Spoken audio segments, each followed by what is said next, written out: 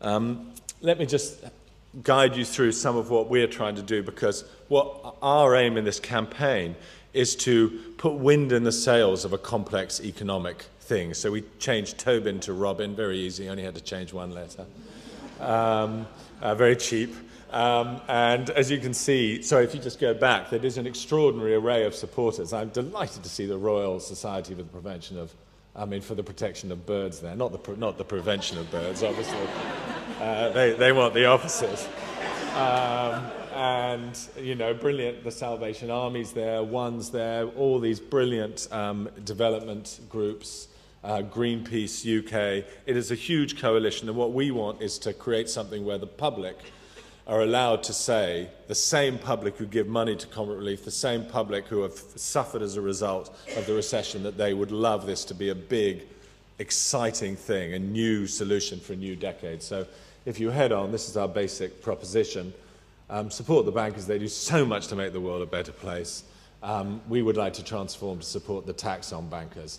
They could do so much, and we're placing this ad wherever we can. All the stuff that you'll see are ads that we're getting free work for, free placements for. On we go. We're asking everyone to be part of the world's greatest bank job, and if you head on there, in fact, that was on the Bank of England at 4 o'clock in the morning the other day on one of our many launches. We're without permission, but I'm sure they're very proud of it now.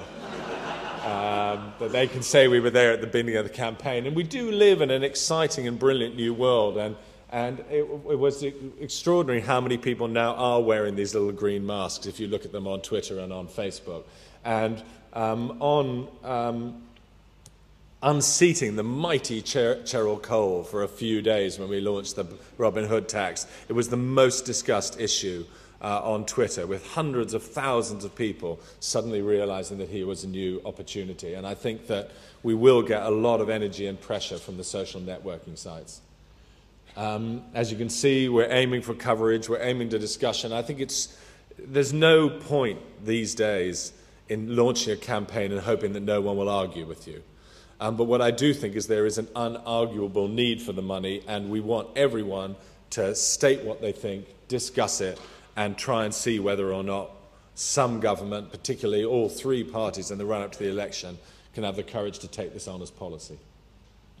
Here are some posters that we've done just to show the tripartite nature. Nurses at home. I'm more interested in the humans than the polar bears, but polar bears are a good...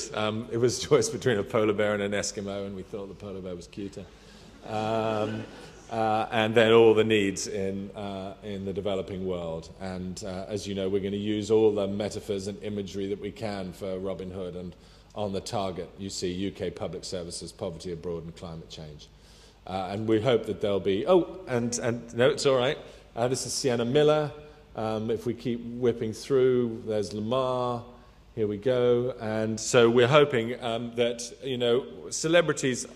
There's a lot of argument about celebrity involvement in things, and I passionately think that is unfair. What I find from my experience on Comic Relief is if you walked up to any man in the street and you said to him, by the way, if you make a little film for us, it will make £200,000 to help the poor, you would have to be subhuman to say, well, no, I won't.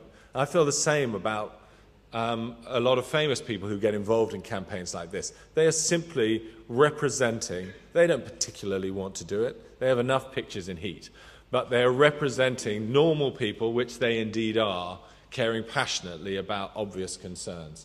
It's so great that Alan is here, because I know that he'll be fighting to have these two ads placed as soon as possible in the FT. The colour representation is not perfect here, but that is a delicate FT pink that we intend to place it in.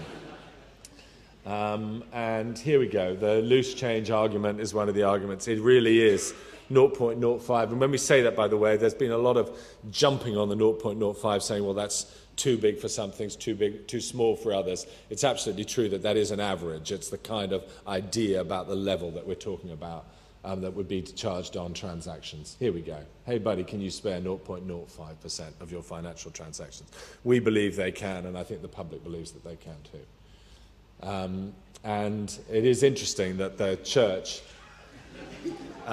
which has always supported this issue, is once again passionately coming out. The church were completely fundamental to the success of the Make Poverty History and the Jubilee campaigns.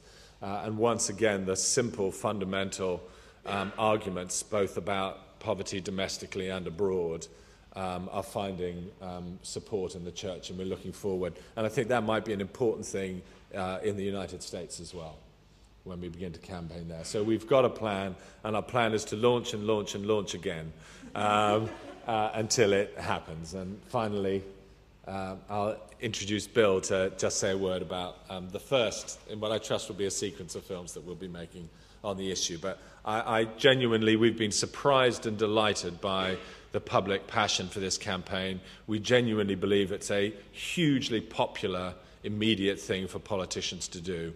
And we would ask everyone here and generally to think about it, argue about it, and see whether or not we can make it happen.